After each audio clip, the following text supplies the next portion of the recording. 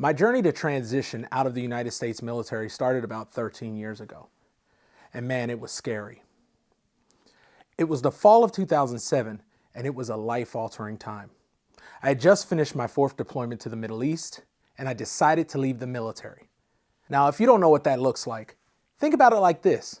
It starts with you looking like crazy for everything the military issues you, from uniforms to equipment to the web gear, which is the equipment that gets attached to the equipment, and for goggles. Where the heck did I put my goggles? Your mind is running 1,000 miles per hour, and then on top of that, you must go to the Military Transition Assistance Program. The TAP program is built to help service members transition to the world outside of the uniform. The military transition happens so fast that before you look up, you're turning in your ID and being escorted off of the base of your choosing. This thought for me is where life started going down a hard road. I closed the door of my car/apartment where I would live for the next 11 months, looking for work from 5 in the morning to 5 in the evening. I applied for over 200 jobs during that time and nothing. Often I relied on some advice my father, a truck driver, gave me. He said if you're ever in a pinch, you can meet the necessities at a local truck stop. The truck stops you see were stocked with hot showers, safe parking to sleep in, and hot cocoa or coffee dimes on the cup. I struggled with undiagnosed PTSD, TBI, night terrors, even suicidal ideation during this time. I realized that I had become emotionally empty, mentally paralyzed, and I felt alone. I remember having to make decisions on if I would use the gas in my tank to keep me warm at night or drive me to my next interview. I would have to decide if the $5 or $10 would go to me eating or me driving to the next appointment. See, I believe if you want to test a person's character, you have to meet them in a place of emptiness. Then one morning I woke up and I went to the public library to check my email. And I was so excited that I got an offer to be part of a global Tiger team contracted for Microsoft. It was a short contract, but it would later work out for my good by opening doors in some of the best companies in the nation. At about the 11-month mark, I decided to return to the United States Army because living outside of the wire was not what I wanted. I missed being in the Middle East. Yes, the Middle East. I missed the camaraderie of my brothers and sisters in uniform and the normality of my day-to-day. To this day, I would still go back to the Army and serve without a thought. Over the past 13 years, 2.4 million active and reserve members of the U.S. Armed Forces have left military service and returned to civilian life. In the next 4 to 5 years, another million, most of whom are post-9/11 veterans, will make this transition. So this reality leaves us with some big questions to be answered. What do we do to set up veterans for a successful transition back to civilian life? How can we improve the current system that leaves many veterans vulnerable and feeling alone?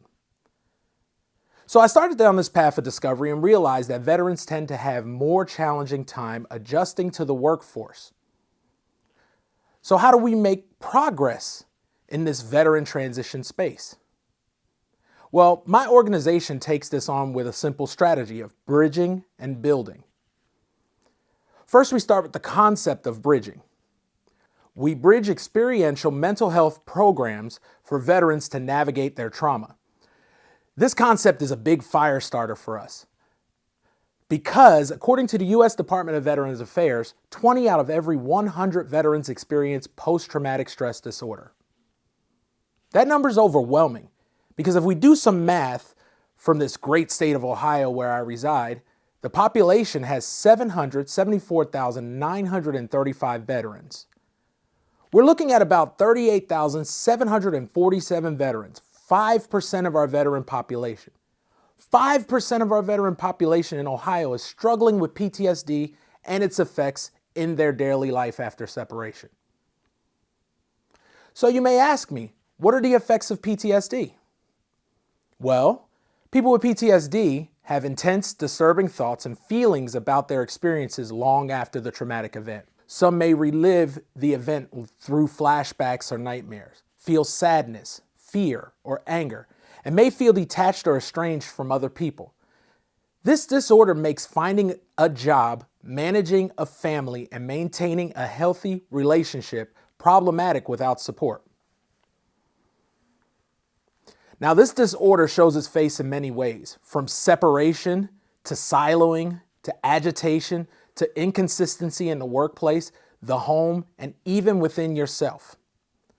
This complicated process changes the path and progression of your life day by day, minute by minute. So as I transitioned and I sat with my wife, I realized I needed help. My night terrors were frequent and complicated, and my mood was volatile. And at that point, I was a wreck. I was already a dad to my son, Anthony and Damone, and we had our first daughters, Imani, and our second daughter, Anissa, on the way. It was a tough time as a new father and a newly separated veteran. But that time also was the happiest I had been in a while. I think my beautiful new wife, Yvonne, saw an opening to engage, and she did. She said, "You can't treat your children like they're your soldiers. And the trauma that you have must be dealt with in whatever way you need to, and I'm here for you." She told me that I should consider going to the VA and getting some support. And I remember thinking, man, I must be jacked up for my beautiful wife to say something like this to me. I can go back in my memory and I can remember the brick facade of the building. And I remember going up to the door about 18 times and never entering. Then my youngest, Anissa, was born. And I decided it was time. My wife and I walked to the door of the VA. And we walked in. My wife and I walked down the corridor, turned the corner, and she looked at me and said, "I see why you didn't want to come in here. It's depressing." That sparked something in me to look at how we could change the landscape for transitioning veterans like myself. How do we engage those veterans who do not initially walk in the door of the VA? How can we build a sustainable pipeline into more significant resources?